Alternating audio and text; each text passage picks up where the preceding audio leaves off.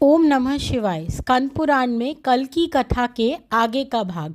अगर आपने कल की कथा नहीं सुनी है तो जाकर आप पहले उस भाग को सुनिए, ये उसके आगे की कथा है। अब ब्राह्मण रूपधारी तक्षक बोला, मैं ही तक्षक हूँ।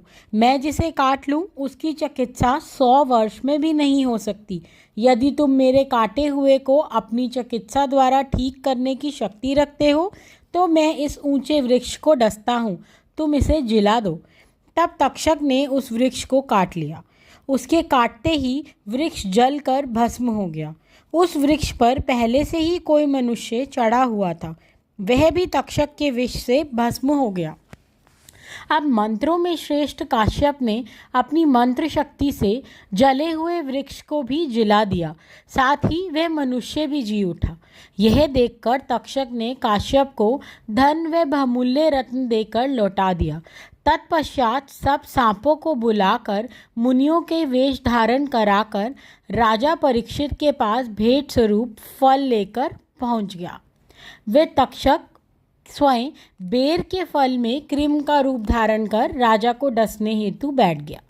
राजा ने सभी फल बूढ़े मंत्रियों को दिए। वह एक फल हाथ में ले लिया। उस फल में ही तक्षक था। शीघ्र ही फल से निकलकर उसने राजा परीक्षित को लपेटा। वह राजा मंडप सहित भस्म हो गया। राजा की रक्षा के लिए जो ब्राह्मण काश्यप आया था, सभी लोग उसकी निंदा करने लगे। जिससे दुखी हो वह शाकल्य मुनि की शरण में गया।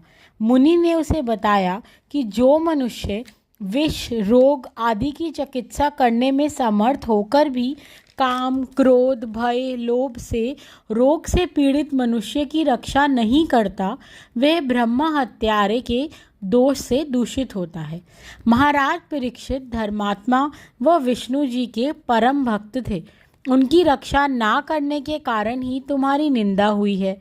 तब मुनिवर ने काश्यप को स्वामी पुष्करणी में संकल्प पूर्वक स्नान करके भगवान वाराह की सेवा कर वह श्रीनिवास का दर्शन करने को कहा, जिससे वह सारे पापों से मुक्त हो जाएगा।